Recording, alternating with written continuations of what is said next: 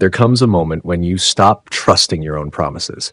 You tell yourself you'll change, you tell yourself you'll push harder, you tell yourself this time will be different. But when the moment arrives, something inside you pulls back. Not loudly, not dramatically, just enough to keep you exactly where you are. You don't notice it at first. It feels like hesitation, like waiting for the right mood, the right energy, the right time. But if you're honest, that moment never truly comes. Days pass, then weeks, then months, and the version of you that was supposed to appear never does. It's not that you don't want it badly enough. It's not that you lack potential. It's that your mind has been quietly, repeatedly trained to respond a certain way when things get difficult, to slow down, to question, to retreat just enough to stay comfortable. And that pattern is stronger than motivation, stronger than excitement, stronger than the temporary surge you feel after hearing something powerful, because motivation fades, but conditioning remains. Conditioning controls how you act when the feeling disappears. So the real question isn't how to feel more inspired, it's how to change what happens when you don't feel inspired at all. Because that is the moment that defines everything. The moment where most people stop and a few keep going. There is a way to take control of that moment. Not by forcing yourself through sheer willpower, but by reshaping the thoughts that run through your mind before you even act. Thoughts that, when repeated enough, begin to replace hesitation with certainty. Because repetition is not just a habit, it is a force. Whatever you expose your mind to over and over again begins to feel normal, then familiar, then true. And once something feels true, your actions begin to align with it automatically. Right now, most people are repeating the wrong things. Quiet doubts, limiting beliefs, subtle fears that sound reasonable but hold them back. They don't even realize they are reinforcing these patterns every single day. But imagine reversing that. Imagine feeding your mind words that demand action, that eliminate excuses, that push you forward even when everything inside you wants to stop.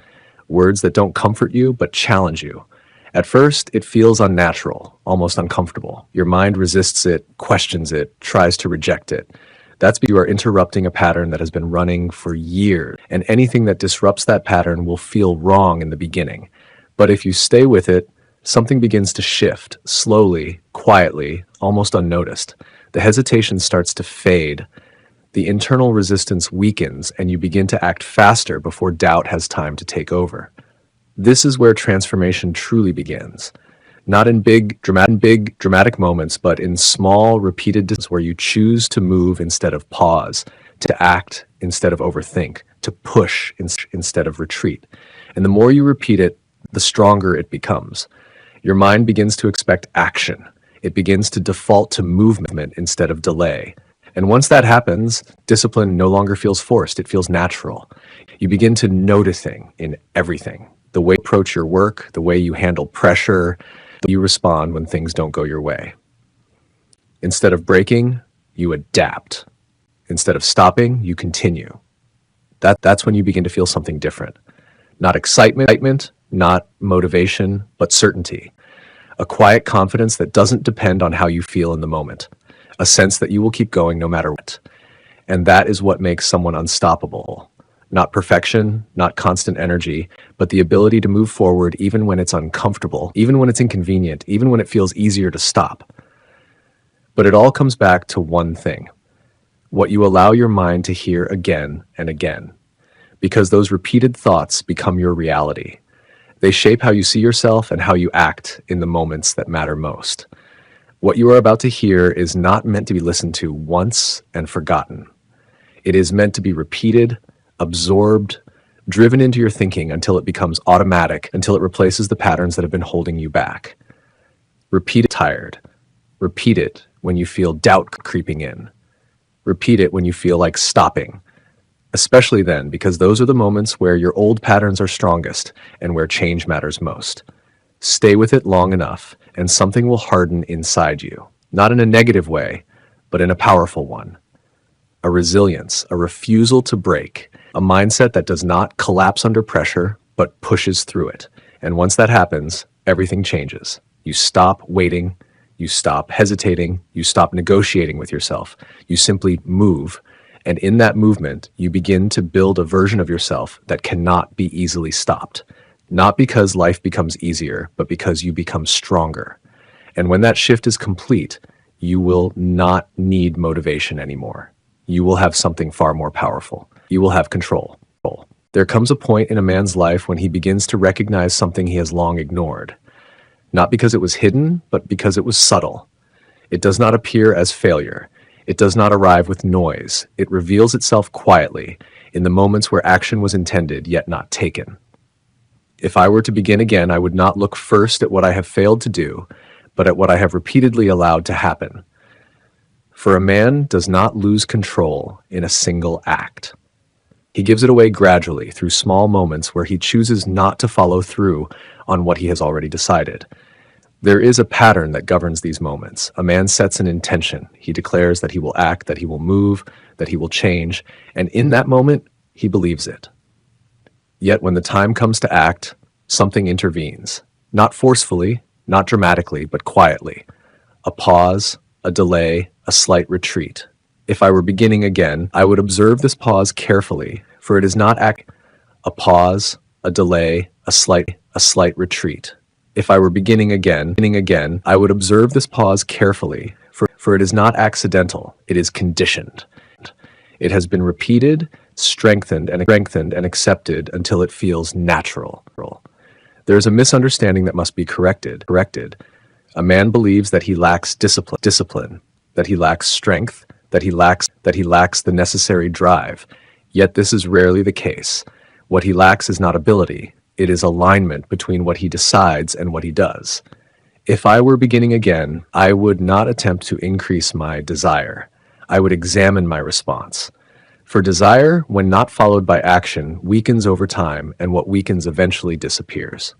There is also the formation of broken trust within oneself. Each time a man says he will act and does not, he sends a message not outward, but inward. He teaches himself that his word carries no weight, that his decision is temporary, that his intention may be ignored. This teaching does not occur once. It is repeated, and what is repeated becomes belief. If I were beginning again, I would guard this internal trust above all else, for without it, no external progress can be sustained. There is also the speed at which this pattern occurs. It happens quickly. The moment appears. The decision has already been made. Yet before there is also the speed at which this pattern occurs. It happens quickly. The moment appears. The decision has already been made. Yet before action is taken, thought intervenes. It suggests delay. It offers justification. It presents comfort as reason. And because this thought is familiar, it is accepted. If I were beginning again, I would interrupt this process at its earliest point, not by thinking more, but by acting sooner. There are many who live within this pattern without recognizing it. They speak of what they will do. They plan. They intend. Yet their actions do not follow consistently. And over time, they begin to see themselves as inconsistent, not because they are incapable, but because they have repeated inconsistency. Over time, they begin to see themselves as inconsistent, not because they are incapable, but because they have repeated inconsistency. If I were beginning again, I would not allow this identity to form. I would replace it through action. There is also a visible difference between men who follow through and those who do not. The first appears certain. He does not speak excessively of what he will do. He acts. And in acting, he builds a reputation not only with others, but with himself. The second speaks often, yet acts less. He appears uncertain, not because he lacks ideas, but because his actions do not confirm them. If I were beginning again, I would become the first man, not through force, but through repetition of action. There is also the example of men who have demonstrated this principle clearly. Thomas Edison did not rely upon intention alone. He acted repeatedly. Thomas Edison did not rely upon intention alone. He acted repeatedly. He followed through. And in doing so, he built not only results, but self-trust. His confidence did not come from thought. It came from repeated action aligned with decision. If I were beginning again, I would follow this pattern. There is also the compounding effect of small decisions. A single moment of delay may appear insignificant, yet when repeated, it forms a pattern, and that pattern shapes identity. Over time, the man becomes what he has repeatedly done. If I were beginning again, I would treat each moment as significant, not because it is large, but because it is repeated. There is also the transformation that occurs when this pattern is reversed. A man decides and acts. He does this once, then again. At first, it requires effort. He must overcome hesitation. He must interrupt habit. Yet with repetition, something begins to change. Action becomes easier. Hesitation weakens. And in time, the pause that once existed disappears. If I were beginning again, I would continue until this transformation is complete. There is also the rebuilding of internal trust. Each time a man follows through, Each time a man follows through, he strengthens his belief in himself. He begins to expect action. He no longer questions whether he will proceed. He knows.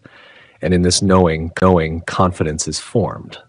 If I were beginning again, I would build this confidence deliberately. There is also the perception of others. A man who acts consistently is seen differently. He is viewed as reliable, as certain, as capable. Others trust his word because it is confirmed through action. And in this, opportunities begin to appear. If I were beginning again, I would not seek this perception, but I would understand that it follows naturally. There is also a final realization that must be understood clearly. A man does not become unstoppable through a single act of strength. He becomes unstoppable through the repeated alignment of decision and action. When what he says and what he does are no longer separate, he gains control. If I were to express this as instruction, I would say, do what you decide immediately and without delay. Let this be fixed firmly within. I follow through. I act when I decide. I do not retreat. Repeat this, not as encouragement, but as command. For the mind, when trained to act upon decision, I act when I decide. I do not retreat. Repeat this, not as encouragement, but as command. For the mind, when trained to act upon decision, no longer hesitates. And when hesitation is removed, action becomes continuous. Thus, if I were to begin again from nothing, I would begin here. I would restore my word to myself. I would act when I decide. I would remove the pause that has held me back. And in doing so, I would begin to build not only progress, but control, until the man I become is no longer one who intends, but one who acts consistently without interruption and without returning to the pattern that once kept me still.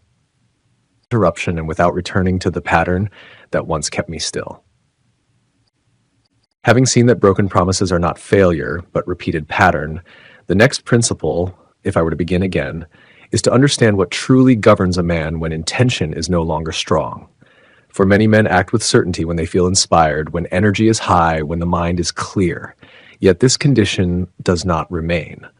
Feeling fades, and when it fades, something else takes its place. That something is conditioning. If I were beginning again, I would not depend upon how I feel. I would examine what I have trained myself to do when feeling is absent. For this is the moment that determines outcome, not when a man is strong, but when he is no longer supported by emotion. There is a misunderstanding that must be corrected. A man believes he must become more motivated, more inspired, more driven. Yet motivation is temporary. It rises, it falls, it disappears. And when it disappears, the man returns to what he has practiced most often. If I were beginning again, I would not pursue greater feeling. I would build stronger conditioning.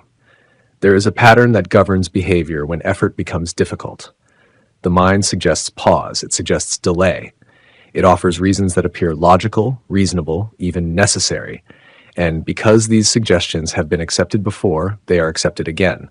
Not consciously, but automatically. If I were beginning again, I would recognize this moment as decisive, for it is here that conditioning reveals itself, not in comfort, but in resistance.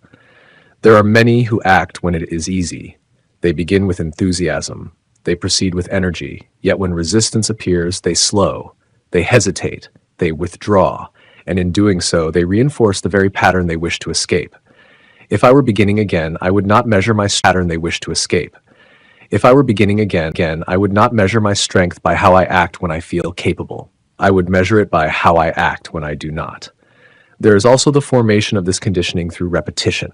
A man delays once, then again, and each time the delay becomes easier, more natural, more expected, until eventually it no longer feels like a choice. It feels like response. If I were beginning again, I would interrupt this repetition early, for what is repeated becomes automatic, and what is automatic governs behavior without question. There is also the contrast of another man, one who acts when he does not feel prepared, who proceeds when resistance appears, who continues when effort becomes uncomfortable. This man is not without difficulty. He experiences the same resistance, yet he responds differently. And in responding differently, he builds a different condition. If I were beginning again, I would become this man, not by waiting for strength, but by acting before strength appears. There is also the example of men who have demonstrated this principle clearly. What you have just heard is only the first half of this lecture. Access the full lecture, the first link in the description. By the way, hey, I'm Jan, the founder of this channel.